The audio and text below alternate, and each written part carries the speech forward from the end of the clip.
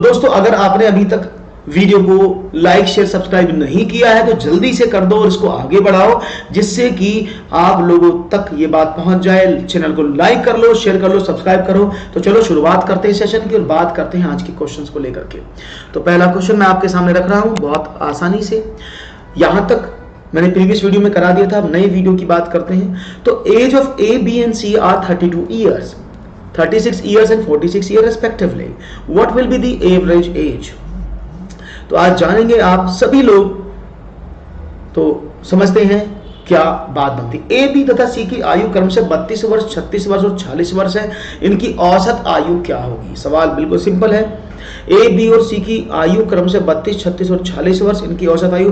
तो आपको एक बार रिवाइज करा देता हूं। पुराना क्वेश्चन इसलिए रखा है जिससे कि आपको रिवीजन हो जाए और आपको चीजें समझ में आ जाए। तो आप सभी जानते हैं, अगर मैं एवरेज की बात करता हूं तो average always be equal to total sum upon number of digits. ये आपने अच्छे से पढ़ा था, total sum upon number of digit. यानी एवरेज आपको निकालना हो तो जितनी भी संख्या थी सबको जोड़ दो और आप उसमें नंबर ऑफ डिजिट से डिवाइड कर दो। या फिर आप तो टोटल नंबर ऑफ सम कितना है? 32 प्लस 36 प्लस 46 बटे टोटल नंबर ऑफ टर्म कितनी है? 1, 2 और 3। तो 6 और 6 12 और 2 14, 4 और 3 7, 3 10 और 11। 3 से इसमें डिवाइड कर देते हैं तो 3 3 9 और 3 8 24, 38 वर्ष। तो आपको जो एवरेज आयु मिलेगी वो मिलेगी कितनी? 38 वर्ष। अगर आप इसका अपोजिट करना चाहते हैं, इसके अपोजिट समझना चाहते हैं और इसके अकॉर्डिंग समझना चाहते हैं तो आप इस फॉर्मूले को ऐसे भी इंप्लीमेंट कर सकते हैं कि टोटल सम क्या होता है? Average multiply by number of digit. तो अब एवरेज देखें तो कितना था? 38। नंबर ऑफ डिजिट कितने? 3। तो मल्टीप्लाई करें, 3 8 24, 2 कैरी 3 3 9 और 2 11। तो आपको टोटल सम भी मिल जाता है 114। तो ये प्रीवियस ईयर की बात है, जो प्रीवियस समय जो मैंने क्लास लिया था उसको जोड़ने के लिए इन प्रश्नों को मैंने आपको कराया। होप सो ये सवाल आपको समझ में आ गए होंगे। तो चलिए नया प्रश्न लेते हैं और बहुत ही खूबसूरती के साथ आपका नया प्रश्न आपके सामने। The average weight of A class of 31 students is 30 kg. If the weight of the teacher add to the class, the average of class increased by 500 grams. What will be the weight of teacher? एक कक्षा के 31 छात्रों का औसत भार 30 kilogram है। यदि अध्यापक का भार भी उसमें सम्मिलित कर लिया जाए तो औसत भार में 500 ग्राम की वृद्धि हो जाती है। तो अध्यापक का भार आपको बताना है।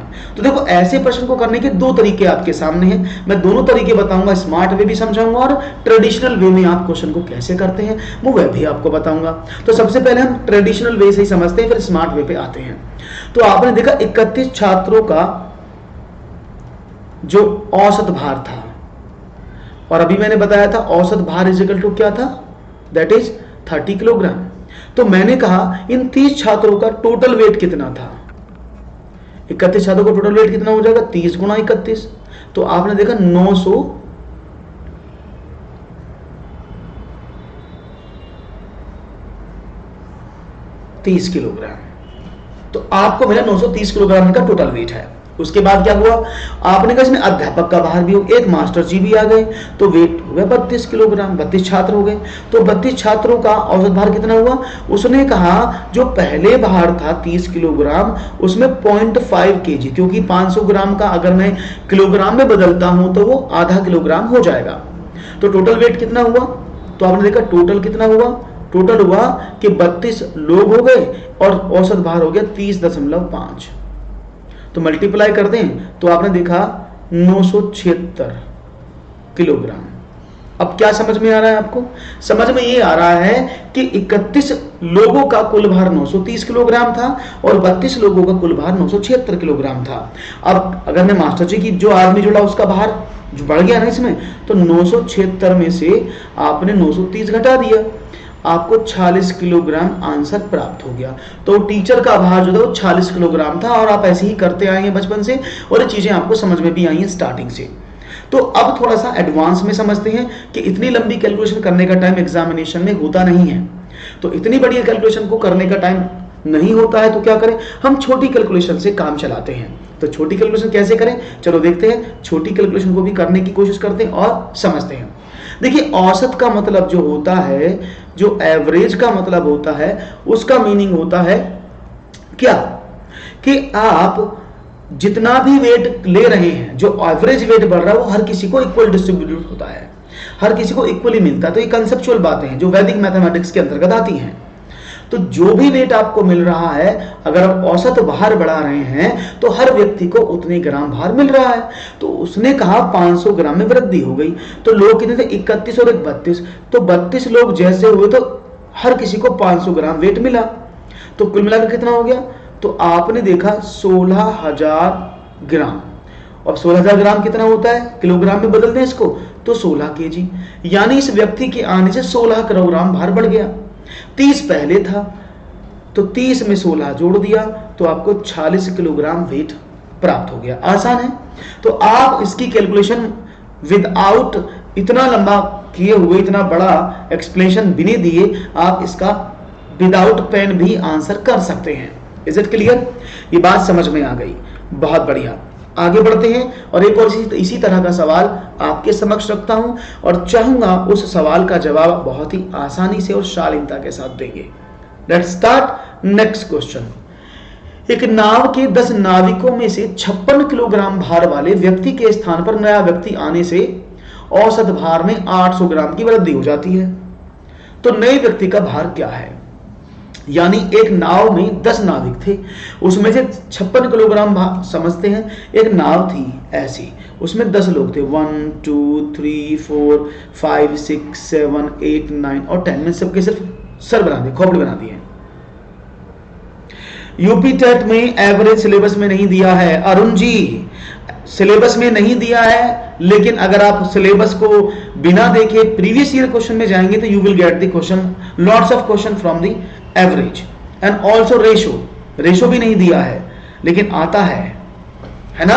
तो इस बात की चिंता ना करें कि यूपी टेट में नहीं आएगा, सी टेट में नहीं आएगा, ये हर जगह आता है, हिडन टैलेंट है और ये छुपा हुआ रहता है जब सामने बाद में आता है। ठीक है, तो हम बात करते हैं, आपके 10 लोग थे यहां पर, हुआ क्या, इन 10 लोगों में से इस आदमी को नाव से बाहर निकाला गया जिसका वेट 56 किलोग्राम था।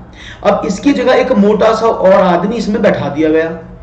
अब जैसे ये मोटा आदमी इसमें आया, क्या हुआ, तो हर किसी व्यक्ति को 800 ग्राम वेट फालतू मिल गया। मैंने बताया था एवरेज का मतलब क्या होता है, हर किसी को इक्वल डिस्ट्रीब्यूट होना। तो 10 आदमी थे, हर किसी को 800 ग्राम वजन मिला, तो इस आदमी के आने से कुल मिलाकर के 8,000 ग्राम वजन यानी 8 किलोग्राम वजन एक्स्ट्रा हो गया। अब 56 का उतरा था, 8 इससे फालतू आया, तो नए व्यक्ति का भार कितना हुआ, 56 प्लस 8 बराबर 64 kilogram. Is it clear? Is it clear? कोई प्रॉब्लम, कोई समस्या तो नहीं? बात समझ में आ गई? कोई इशू हो तो प्लीज आस्क, नहीं तो मैं बढ़ता हूं आगे। समझ में आ गया होगा, आसान सवाल था, इसको इजीली हैंडल आप कर सकते हैं, कोई भी प्रॉब्लम नहीं होगी इस सवाल को सॉल्व करने में। Is it okay? Very good. तो आपको सवाल ये भी समझ में आ गया है। आगे बढ़ते हैं। कोई शक? तो बहुत सिंपल तरीका है, शॉर्ट ट्रिक के माध्यम से आप क्वेश्चंस को करने की कोशिश करेंगे, then you will get the all the answers. Okay, एक और सवाल आपके स्क्रीन पर। Average of 5 number is 10, which value may be added by which average becomes 12?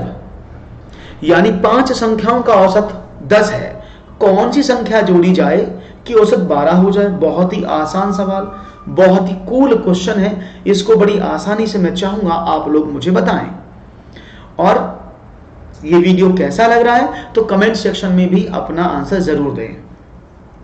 तो 5 संख्याओं को, अब वही बात है, अगर 5 संख्याओं का एवरेज कितना है, 10 है, तो उन 5 संख्याओं का टोटल कितना होगा? आपको पता है टोटल क्या करते हैं, total average multiply by number of term that is 50। तो उन 5 संख्याओं का टोटल 50 है। हेलो प्रियंका, कैसी हैं आप? उनका टोटल 50 है, कौन सी संख्या जोड़ी जाए कि औसत 12 हो जाए? यानी इन 5 संख्याओं में एक संख्या कोई सी जोड़ी जाए तो कितना हो जाए, संख्या हो जाएंगी 6, और वो कह रहा है एवरेज कितना हो जाए, 12 हो जाए। तो भाई अब नई संख्याओं का टोटल कितना बनेगा, तो 6 गुणा 12, तो ये 72 बन गया। यानी 5 संख्याओं का एवरेज 50 था, 6 संख्याओं का एवरेज टोटल जो है वो 72 था। अब क्या हुआ, अब सीधी कहानी आपके सामने आई क्या कि भाई 5 का टोटल 50 और 6 का टोटल 72, तो संख्या कौन सी जोड़ी गई, तो आपने 72 से 50 निकाल दिया और आपको आंसर मिला 22। तो वह 22 है जिसको जोड़ने पर आपको औसत संख्या जो है 10 से 12 बन जाएगा। आसान सवाल का आसान जवाब आप लोगों ने सोचा। आगे बढ़े, एक और बात करें, एक और प्रश्न की बात करें। हाँ, एक और बात करते हैं और देखते हैं एक और जवाब। अरुण जी वेलकम। एक और सवाल, इसी तरह का सवाल आपकी स्क्रीन पर मैं रख रहा हूं, तो देखते हैं इसका जवाब क्या मिलेगा। देखिए बहुत ही खूबसूरत जवाब है। इस सवाल को करने में बहुत मेहनत आप लोग करते हैं। Average of 7 consecutive numbers is 33, which one is the greatest number. 7 क्रमागत में से लगातार संख्याओं का औसत 33 है, इनमें सबसे बड़ी संख्या कौन सी है। तो जनरली हम क्या करते हैं, हमने 7 क्रमागत संख्याएं मानी। कैसे, पहली संख्या x, दूसरी संख्या x + 1, x + 2, x + 3, x + 4, x + 5, x + 6, ये टोटल मैंने 7 संख्याएं मानी। देखो 1 2 3 4 5 6 7। उसने कहा क्वेश्चन के पढ़े इनका औसत 33 है, तो औसत कैसे निकालूं, आपको पता है कुल संख्याओं का योग, सबको जोड़ दिया। शॉर्ट में बताऊंगा, पहले आप देखो आप करते कैसे हो, फिर आप समझते कैसे हो, फिर मुझसे समझना कि मैं आपको इसको कितनी इजी वे में आपको समझाने। विदाउट पेन नहीं सवाल होगा, लेकिन पहले मैं आपको बता दूं कि आप क्वेश्चन को अब तक कैसे करते हैं। तो मैंने अकॉर्डिंग टू क्वेश्चन देखा, ये टोटल हो गया, संख्याएं कितनी थी 7 = 33, ये होगा रो। अब आप x का वैल्यू निकाल सकते हैं, तो आपने जोड़ा 1 2 3 4 5 6 7 7x प्लस 1 2 3 3 6 10 15 और 21 अपॉन 7 = 33। अब आपने क्या काम किया, आपने किया 7 ऊपर से कॉमन निकाला, तो x + 3 अपॉन 7, 7 से 7 कट गया बराबर 33। तो x बराबर कितना हुआ, x बराबर 3, 33 माइनस का 3 = 30। तो आपको x का वैल्यू 30 मिला। सबसे बड़ी संख्या कौन सी थी, x + 6, तो आपने 30 में 6 जोड़ दिया, आपको आंसर आया 36। तो इसको करने में लगभग आपका 1 से 1.5 मिनट जाएगा। मुझे तो समझा रहा हूं तो मैं ज्यादा टाइम ले रहा हूं, लेकिन आप जब इसको अपने आप कॉपी भी करेंगे तो मैक्सिमम 1.5 मिनट या 2 मिनट या 1 मिनट में आप इसको कर लेंगे। क्यों ना इसको 10 सेकंड में किया जाए, और आपकी जितनी बड़ी कैलकुलेशन होती है उतना ही मुश्किल टास्क होता है। तो इसको छोटा करते हैं और देखते हैं इसको कितनी इजीली आप हैंडल कर सकते थे। ठीक है, तो चलो छोटा करके देखते हैं और समझते हैं कि कितनी आसानी से इस सवाल को आप कर सकते थे। तो मैं इसको हटा देता हूं यहां से, आप स्क्रीनशॉट ले लीजिएगा जिसको लेना है, जिससे कि आपको सवाल समझ में आ जाए। अब मैंने कहा, मुझे याद है मैंने स्टार्टिंग में बताया था कि जब भी कोई संख्या लगातार होती है तो वो क्या होती है, वो एपी में होती है, वो एपी में होती है, अर्थमेटिक प्रोग्रेशन में होती है। जब भी वो संख्याएं होती हैं तो अर्थमेटिक प्रोग्रेशन में होती हैं, उन संख्याओं को एपी में कहा जाता है। और ये तो प्रॉपर्टी मैंने बताई थी कि जब नंबर ऑफ टर्म्स ऑड हो तो जो मिड टर्म होती है वो उनका एवरेज होती है।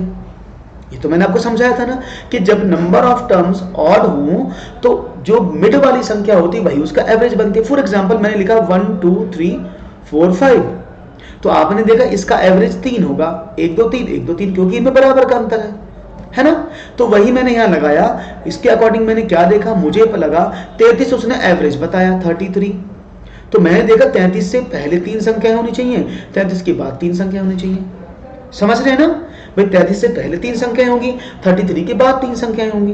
तो आपने क्या देखा, 33 से पहले 3 संख्या देख कौन कौन सी होंगी भाई, 33 से पहले 30 32 31 और 30, इसके बाद वाली कौन सी होंगी 34 35 और 36। अब वो आपसे कुछ भी पूछ ले, आपने कुछ नहीं किया, ना आपने x माना, ना ही आपने टोटल किया, ना ही आपने एवरेज का फॉर्मूला लगाया, बस आपने कंसेप्ट लगाया दिमाग वाला कि भाई इसमें जो है 33 मिड में होना चाहिए क्योंकि वो औसत है और सारी टर्म्स एपी में है, क्रमागत है, लगातार है, तो वो बीच वाली संख्या जो होगी वो इसका एवरेज बनेगी। उससे पहले भी 3 संख्या होंगी, उसके बाद भी 3 संख्या होंगी। तो आपने 33 का एवरेज निकाल के सबसे बड़ी संख्या 36, सबसे छोटी संख्या 30, तो वो छोटी पूछे या बड़ी पूछे, you can easily handle this task. Clear है, किसी को शक हो तो कमेंट सेक्शन में मुझे बता दे कि यस सर हमें ये तरीका समझ नहीं आया है। हालांकि बहुत ही आसान तरीका था, इसको आप इजीली हैंडल कर सकते हैं। एक और सवाल लेता हूं आपके सामने और देखता हूं नया सवाल आपके सामने क्या कहता है। 5 क्रमागत संख्याओं का योग 240 है। मैं इंग्लिश में बोल देता हूं, the sum of 5 consecutive numbers is 240। इनमें से पहली दो संख्याओं का औसत 30 है। The first two terms, sum of first two terms is 30 and the sum of last two terms is 70। अंतिम दो संख्याओं का औसत 70 है। तीसरी संख्या कौन सी है? बहुत इजी हो जाएगा, नो इशू। 5 क्रमागत संख्याओं का योग 240, इनमें से पहली दो संख्याओं का औसत 30 और अंतिम दो संख्याओं का औसत 70 है। तो तीसरी संख्या कौन सी होगी ये आपको बताना है। तो चलो शुरू करते हैं। तो आपने देखा 5 क्रमागत संख्याओं का औसत, यानी अगर मैं 5 संख्याएं मानूं, suppose A B C D E, आपने इन सबको ऐड किया तो इन पांचों संख्याओं को जोड़ने पर आपको 240 प्राप्त हुआ। उसने कहा पहली दो संख्याओं का औसत, यानी इन दोनों का औसत दिया है। यानी औसत का मतलब क्या होता है? A प्लस B, दो संख्याओं में भाग करोगे तो औसत मिलेगा। तो यानी A और B दोनों का टोटल कितना हुआ? 30 गुणा 2 बराबर 60। तो इन दोनों का टोटल तो 60 हुआ। दूसरी बात करते हैं, उसमें क्या कहा गया कि लास्ट की 2 टर्म्स का एवरेज, यानी इन दोनों का एवरेज कितना था? आपने कहा 70 था। यानी D प्लस E, दो लास्ट वाली टर्म थी, बटे 2 कितना है? वो 70 है। तो D और E का टोटल कितना होगा? आपने कहा सर D और E का टोटल तो 70 गुणा 2 बराबर 140 होगा। तो यानी इन दोनों का टोटल कितना है? 60 है। इन दोनों का टोटल कितना है? 140 है। अब आप देखें तो C प्लस कितना हो गया? 200। भाई इन दोनों का वैल्यू मिल गया, वो किसके बराबर? 240 के बराबर। बहुत बढ़िया, बहुत बढ़िया आंसर यादव जी। तो C इक्वल टू कितना हुआ? 240 minus 200 and you will gate 40 the right answer. हाँ, लाइक शेयर जरूर करते रहें। बात समझ में आ गई? लाइक शेयर जरूर करते रहें और अपने दोस्तों को बढ़ाते रहें। समझ में आ गया? कोई प्रॉब्लम किसी को? शुक्रिया राहुल जी, बहुत बहुत धन्यवाद। समझ में आ गया? कोई प्रॉब्लम हो तो बताओ। Is it clear? सबको समझ में आया? बहुत ही खूबसूरती से आपने जवाब दिया है, वेरी गुड। एक और सवाल आपके सामने ला रहा हूं मैं, तैयार? Up to the mark. एक और सवाल, चलो। एक समूह में विद्यार्थियों के औसत अंक 63 हैं। इनमें से 3 के प्राप्त अंक 78, 69 और 48 हैं। शेष 6 विद्यार्थियों के औसत अंक कितने होंगे? एक समूह की बात करिए। In a group the average marks of a group is 36, in which 3 students got 78, 69 and 48, and remaining 6 students find out the average of remaining 6 students। तो अब इस सवाल को देखते हैं। तो यहां पर थोड़ा सा प्रॉब्लम क्या है कि समूह में औसत तो दिया, लेकिन समूह में लोग कितने हैं ये आपको नहीं बताया। ये तो बताया कि समूह में कितने लोग हैं, ये नहीं बताया। ये बता दिया है कि वो समूह में औसत 63 था, लेकिन छोटी सी जानकारी मुझे आगे मिली। वो क्या? इसमें से 3 के प्राप्तांक तो ये थे और उसने कहा रिमेनिंग 6, तो 3 तो ये थे और बाकी 6, तो टोटल समूह में कितने लोग हुए? 9। भाई 3 ये थे, 6 ये थे, तो टोटल 9 लोगों का एवरेज आपको मिला है 63। तो 9 लोगों का टोटल कितना हो जाएगा? आपको पता है टोटल कैसे निकालते हैं? 63 into 9 and you will gate 9 तिया 27 का 7 का 9 चिक्का 54 और 2 56, 567। यानी 9 लोगों का टोटल प्राप्तांक जो उन्होंने इकट्ठे किए वो 567 थे। 9 63, क्लियर है? उसने कहा इनमें से 3 के अंक कितने थे? ये रहे 78, 69 और 48। इन सबको जोड़ दे तो इन्होंने तीनों ने कितने प्राप्त की? आपने देखा 9 और 17 और 8 25, 6 और 4 10 17 और 2 19, 195 अंक इन्होंने प्राप्त किए। तो अगर मैं इन 9 के टोटल से इन 3 के टोटल को निकाल दूंगा तो मुझे 6 बच्चों के टोटल प्राप्त हो जाएंगे। तो मैंने 9 के टोटल से इन 3 के टोटल को घटाया और क्या पाया? 2, 16 में से 9 गए 7, 4 में से 1 372। तो यानी 372 जो हैं आपके टोटल इन 6 बच्चों के अंक थे। तो इन 6 बच्चों ने 372 अंक प्राप्त किए। अब सवाल क्या बनता है? अब सवाल बनता है जब 372 इन लोगों ने प्राप्त किए तो इनका एवरेज क्या है? तो ये तो बड़ा आसान हो गया अब तो करना। कैसे? भाई आपने देखा कि भाई 6 लोगों का टोटल 6 का टोटल 372 था, तो आपको निकालना था एवरेज। तो एवरेज कैसे निकालते हैं? Total sum upon total number, divide कर दें तो 6 चंग 36 और 6 दूनी 12, तो 62 है। तो इन 6 विद्यार्थियों के जो औसत अंक थे वो 62 थे। कोई शक, कोई प्रॉब्लम, कोई समस्या, कोई टेंशन, कोई कष्ट हो तो बताओ, नहीं तो फिर आगे बढ़ा जाए, एक और सवाल आपके स्क्रीन पर रखा जाए। चलिए, तो एक और सवाल मैं आपके सामने रखता हूं। सीटेट का नया बैच ऑलरेडी स्टार्ट हो चुका है, एक 8 तारीख से, एक 5 तारीख से और एक 4 तारीख से। 3 बैच सीटेट के स्टार्ट हो चुके हैं। 5 तारीख से मेरा बैच स्टार्ट हो, जिसमें मैंने एक लेक्चर नंबर सिस्टम का ले लिया है। ठीक है, चलिए आगे बढ़ें, एक और सवाल की बात करते हैं और देखते हैं नया सवाल क्या है। एक व्यक्ति, ये बहुत अच्छा सवाल है और ये सवाल पूछे जाने लायक है एग्जामिनेशन में। एक व्यक्ति कार द्वारा नगर ए से नगर बी तक 63 किलोमीटर प्रति घंटे की औसत चाल से जाता है तथा 42 किलोमीटर प्रति घंटे की औसत चाल से वापस आता है, तो पूरी यात्रा में जो औसत चाल रही वो कितनी रही? तो ऐसे सवालों का जवाब कैसे देते हैं, देखते हैं आपके जवाब कैसे आएंगे। एक व्यक्ति कार नगर ए से नगर बी तक 63 किलोमीटर प्रति घंटे की औसत चाल से चल रहा है। बताया ना मैंने अभी गीतांजलि, अभी तो मैंने आपको बताया। तो देखते हैं, तो इसका मतलब क्या है कि नगर ए से नगर बी तक जा रहा था। नगर ए से नगर बी तक उसकी जाने की जो स्पीड थी वो 63 किलोमीटर प्रति घंटा की थी। थैंक यू मोहर जी, किलोमीटर प्रति घंटा की थी। और बी से ए तक वापस आने की उसकी डिफरेंट स्पीड थी जो 42 किलोमीटर प्रति घंटा की थी।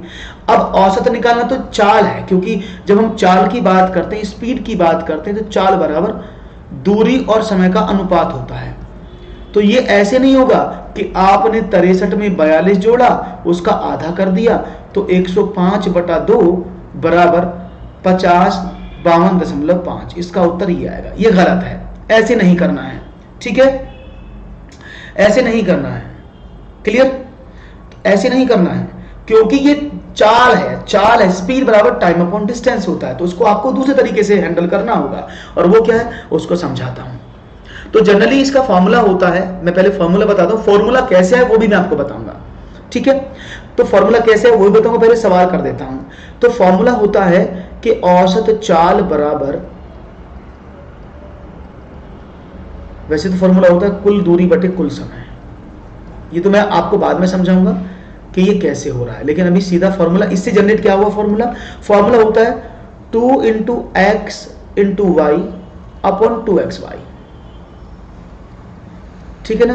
तो 2 × x × y upon x + y। इसका मतलब क्या है? मतलब ये है x मीन्स एक तरफ की स्पीड और y मीन्स दूसरी तरफ की स्पीड। कभी कोई इसको ऐसे भी लिख सकता है 2 × a × b upon a + b, इससे कोई फर्क नहीं पड़ता। ठीक है ना? बात समझ में आ गई? कोई प्रॉब्लम तो नहीं? ओके। तो 2 × x × y। अब देखो x कितना है, 2 × x कितना है 63 और y कितना है 42 अपॉन 63 + 42। तो सवाल क्या बना? सवाल बना कुछ इस तरह से, इधर लिख देता हूं, तो 2 × 63 × 42 अपॉन 105। 21 दूनी 42, 21 पंजे 105।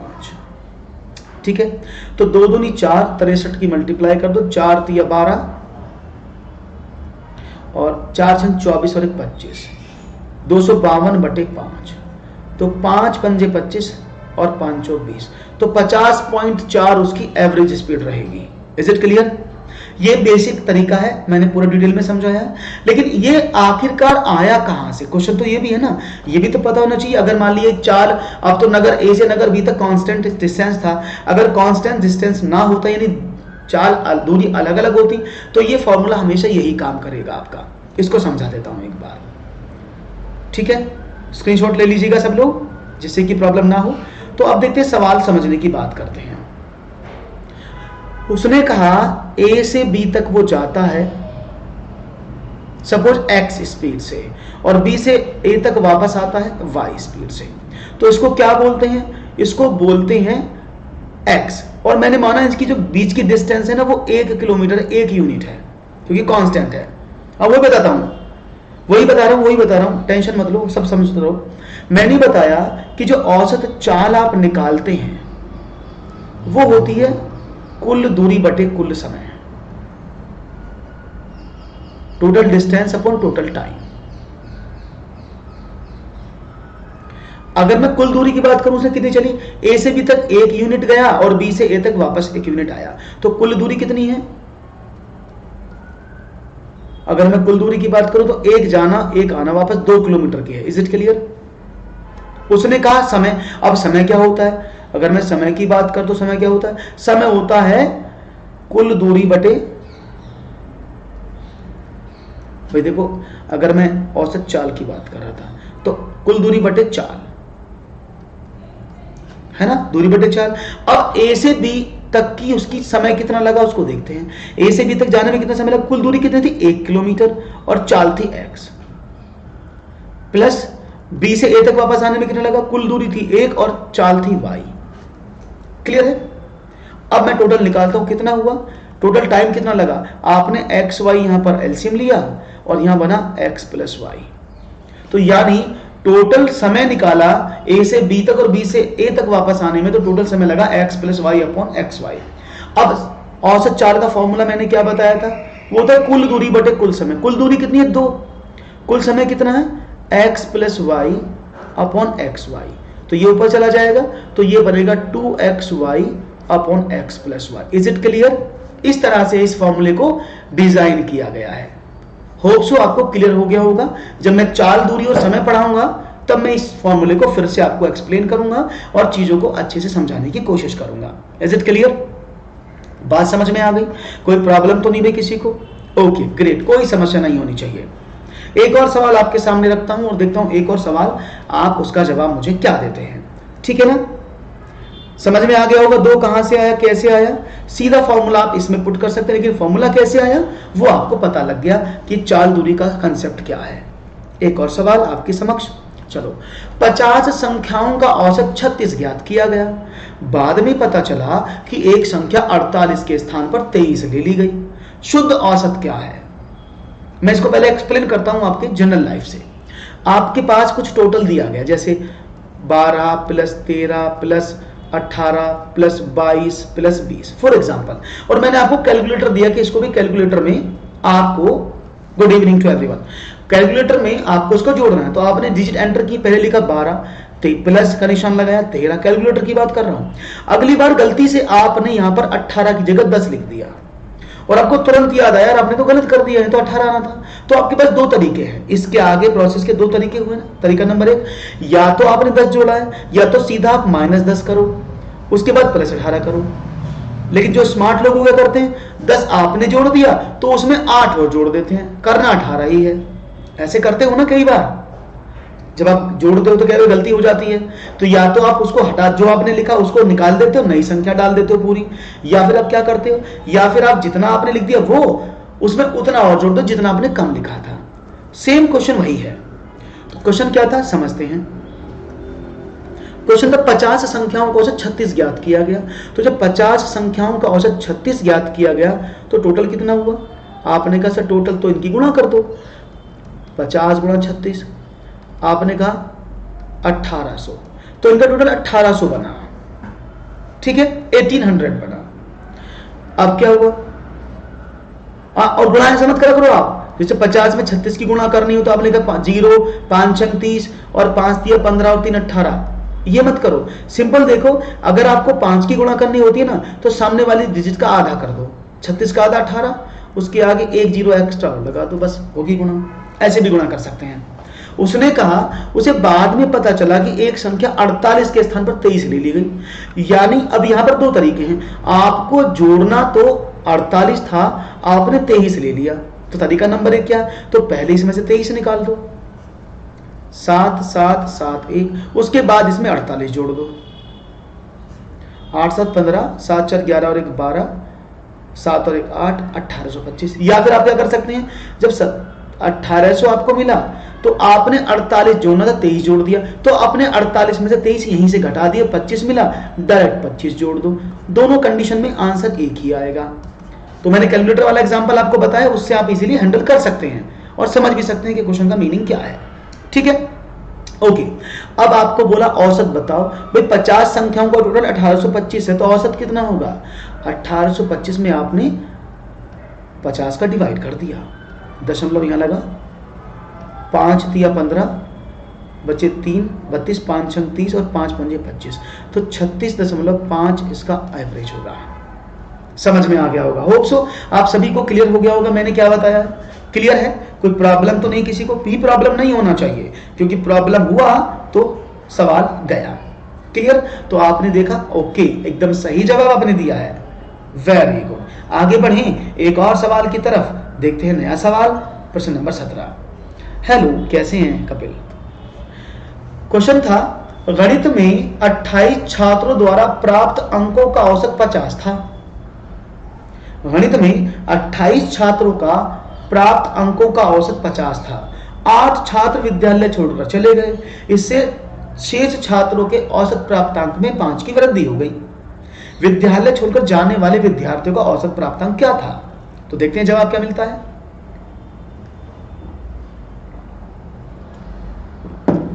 लेट्स सी आंसर क्या है। गणित में 28 छात्रों द्वारा प्राप्त अंकों का औसत प्राप्तांक 50 था। चलो देख लेते हैं। तो भाई हमने देखा 28 बालक थे, उनका औसत प्राप्तांक 50 था, तो मैंने टोटल निकाला। तो क्या करेंगे, 28 में 50 की गुणा करेंगे, टोटल कितना बना, 28 का आधा 14, 2 0 1400 है ना, 1400 टोटल बना। उसने कहा 8 छात्र छोड़कर चले गए स्कूल को, तो बच्चे रह गए 20, और इनके जाने से क्या हुआ, तो जो शेष छात्र थे उनके औसत प्राप्तांक में 5 की वृद्धि होगी। पहले तो 50 था, अब कितना बन गया, +5, 55 हो गया। तो 28 छात्रों का औसत भार 50 था, लेकिन जैसे 8 बच्चों ने छोड़े तो क्या हुआ, आपका औसत भार में 5 की वृद्धि हो गई। तो क्या बना, अगर मैं इसका टोटल निकालूं तो क्या बनेगा भाई, 20 गुणा 55, 55 दूनी 110, 1100, यानी उन बालकों का औसत भार 20 बच्चों का 1100 हो गया। अब समझने की कोशिश करना, 28 बच्चों का तो 1400 है, 1400, और बाकी बच्चों का 1100 है। तो दोनों प्रॉब्लम है ना भाई, 20 का 1100 है, 28 का 1400 है। तो अगर मैं इन दोनों को घटा दूं तो मुझे 8 बच्चों के टोटल प्राप्त होंगे। वो क्या होंगे, 1400 माइनस का 1100, और ये कितना हुआ, दैट इज 300। तो 8 बच्चों का टोटल 300 था, 8 बच्चों का टोटल 300 में आपको प्राप्त हुआ। तो जब 8 बच्चों का टोटल 300 प्राप्त हुआ तो औसत कैसे निकालेंगे, 300 में आप 8 का डिवाइड ही करेंगे ना। तो 8 का डिवाइड किया तो 8 तिया 24, 6 8 7 56 और 8 पंजे 40। तो इन जो बच्चे थे जो छोड़कर गए थे, इनका औसत प्राप्तांक कितना था, 37.5। समझ में आ गया होगा, कोई भी इशू नहीं रहा होगा सवाल को करने में, मुझे तो लगता नहीं कोई इशू है। दैट्स वेरी नाइस, और आपने बड़े अच्छे से इसको कर लिया है, तो मुझे बड़ा अच्छा लग रहा है। एक और सवाल लेता हूं जल्दी से और देखता हूं आपका जवाब इसके लिए क्या आता है। Okay, let's do it guys. और यहां पर जवाब मिला है आप लोगों के, नए सवाल की तरफ बढ़ रहा हूं, देखता हूं नया जवाब क्या है। एक और सवाल, 120 छात्रों का औसत प्राप्तांक 35 था। यदि उत्तीर्ण हुए छात्रों का औसत प्राप्तांक 39 हो तथा अनुत्तीर्ण हुए छात्रों का औसत प्राप्तांक 15 हो, तो कितने छात्र उत्तीर्ण हुए, ये कितने छात्र पास हुए, ये आपको बताना है। 120 छात्रों का औसत प्राप्तांक 35 था, जो पास बच्चे हुए इसका इंग्लिश में मैं बता देता हूं, the average gaining marks of 120 students is 35. If the passing students having 39 their averages and the fail students average is 15, so how many students is passed? देखते हैं सवाल का जवाब क्या मिलता है। 120 छात्रों का औसत प्राप्तांक 35 था। चलो भाई, 120 छात्रों का औसत प्राप्तांक 35 था, कोई बात नहीं है।